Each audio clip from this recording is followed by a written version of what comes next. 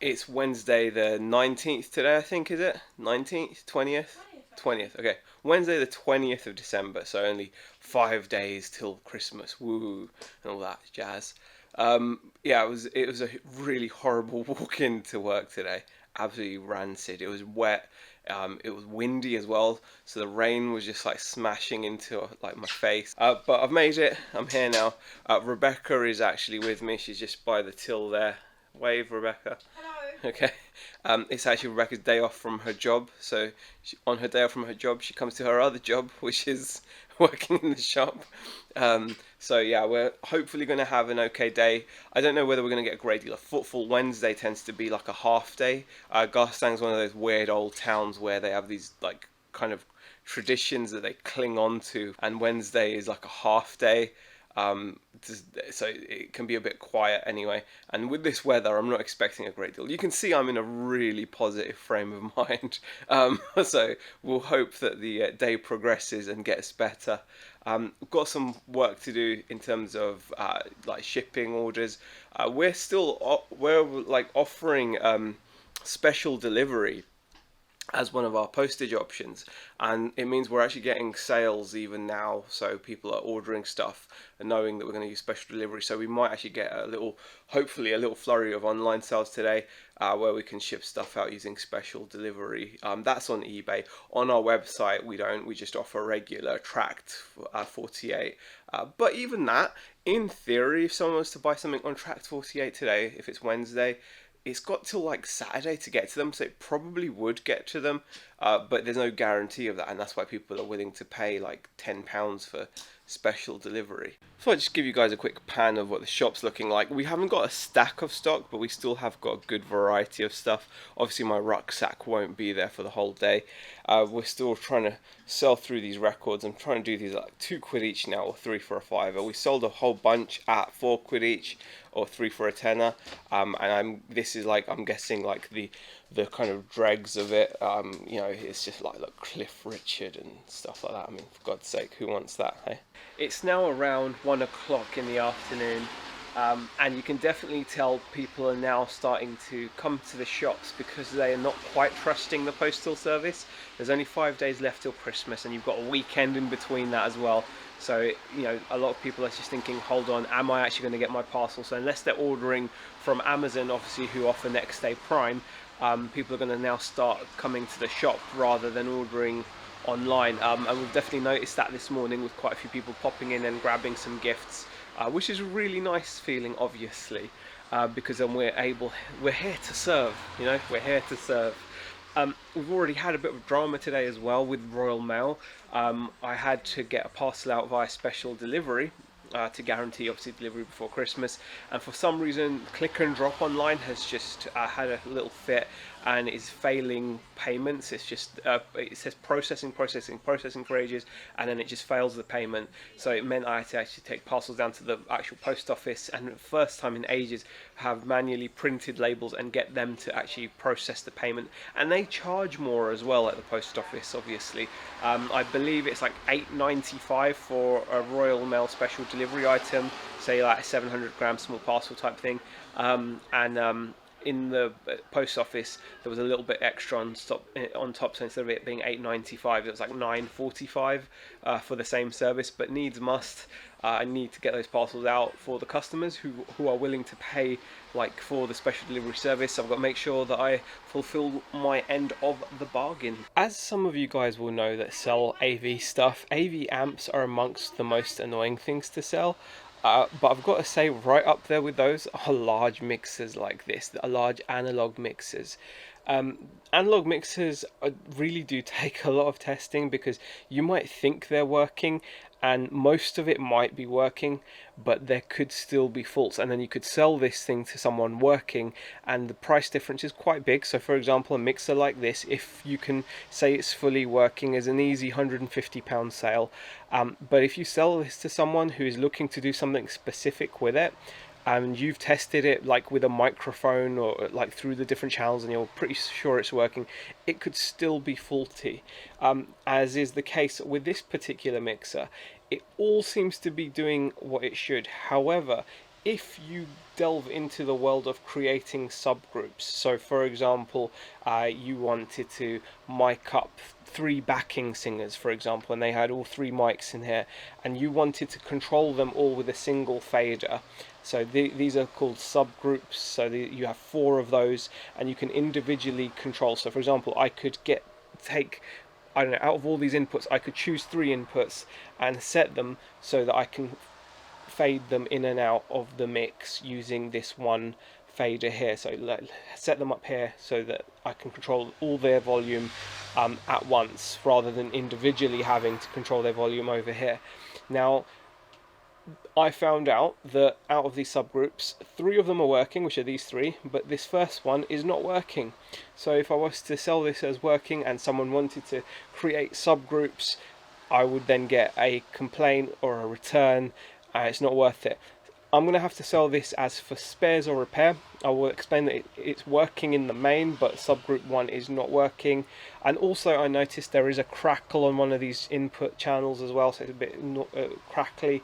There are a couple of issues with it, although in the main it's working. However, because part of it's not working, under eBay's own kind of description of what it means to be a fully working item, this does not qualify as a fully working item because it's not. So it's going to be sold as faulty, which will drop the sell price from about 150 quid to maybe 50 quid. So it's a massive drop.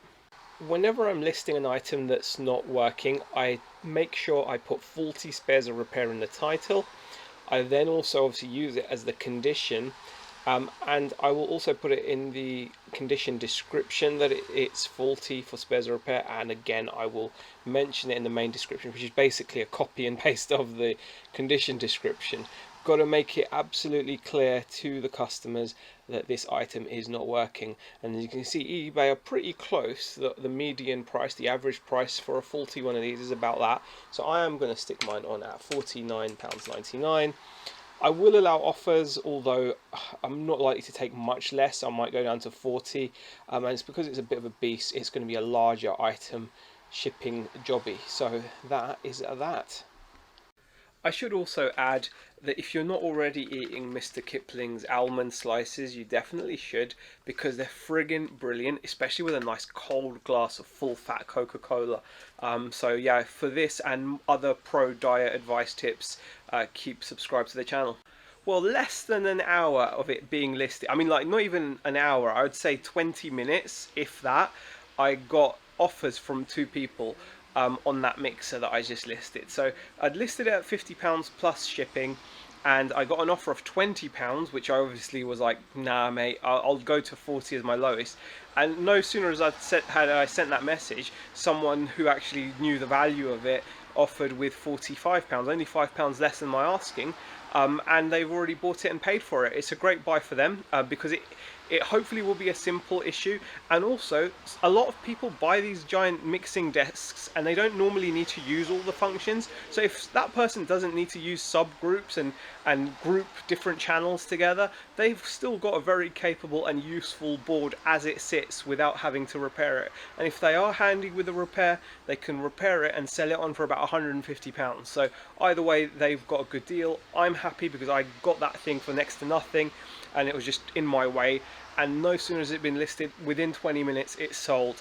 And that, along with how many people have been taking advantage of our special delivery service on some of our pop culture stuff, really does show that the buyers are out there, as long as you're offering them things that they need. And I know this sounds very much like, you know, buy good things and they'll sell, but I also feel like it's true.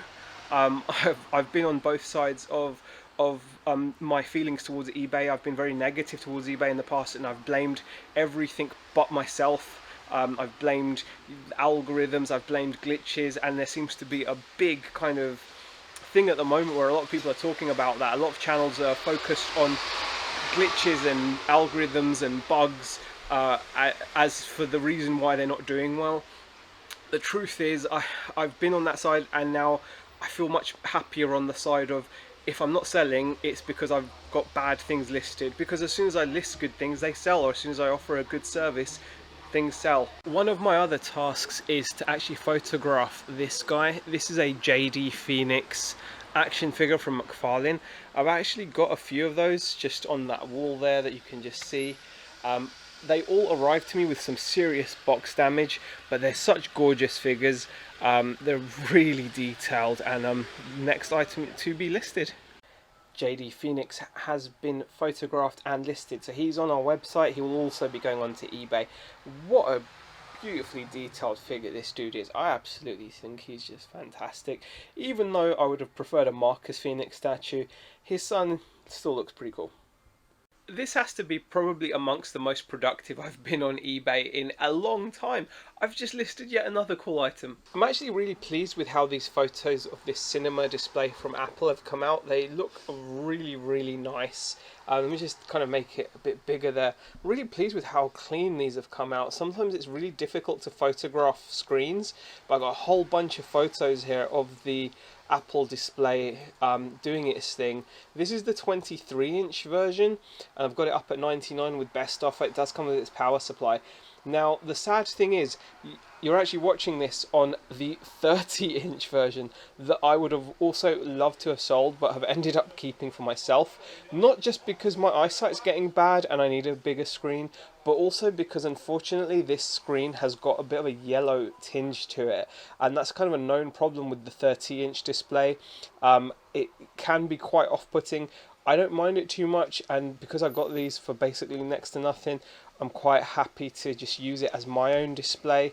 Nice to have a big 30-inch screen. I've not had a 30-inch monitor before. It's got a decent resolution of like 2500 by 1600, but the yellow tinge really does affect its resale value, because a lot of people that buy these would be using these to do editing, photo editing, video editing, and when you've got this yellow tinge on it, it kind of ruins the color reproduction obviously of the screen and makes it not worth very much at all. Yet another job I need to get done is update this banner on our website. We've got this Harry Potter Christmas Field stocking up there, which actually sold. The last one sold today in the shop, so I need to get rid of that ASAP. If you click on it, nothing happens. It will just say to you that I think it will just say out of stock. There you go. Yeah, so it would just say out of stock, which is fine, but ideally we don't really like to have out of stock stuff showing on the website. I've been on quite a few websites where you'll go onto them and a lot of the stuff they have will just say out of stock, out of stock, out of stock, and I don't think that is really good for a shopping experience or just a general experience on your website. So we tend to hide all of our out of stock items from the website, so the only things you're going to see on the website when you search for it are going to be in stock items. So yeah, it's just how I prefer to do it. The funny thing with listing is once you start, you can just keep going, and this is something I need to remember. You've got to just get that first couple of listings done. This has been hanging around the shop for absolutely ages. It's a DS, as you can see. It's got a horrible sticker on the front. It's got a broken hinge, but it is functional. Does come with the power supply, so that has been photographed ready for the bay. Well, we've actually ended up staying open until nearly 5 o'clock today. It's just about approaching that time now. We were only meant to be open till 4, but we saw the increased footfall. I'm guessing people, like I said earlier, are coming in for their last minute gifts. We've had Secret Santa shoppers, all that kind of stuff. So I think we're going to open till 5 until the run up to Christmas now. It's been a really productive day, really pleased with myself. Gotten eBay stuff done, gotten some website stuff done. Obviously spoke to some customers, sold some stuff in the shop, which is always brilliant. Yeah, I really enjoyed it, and I'm looking forward to it. And I've actually enjoyed making this little video as well, so I hope you guys enjoyed watching it. I'm going to try to get back into the swing of making this kind of content. I hope you enjoy it, and I'll see you guys in the next video. Bye.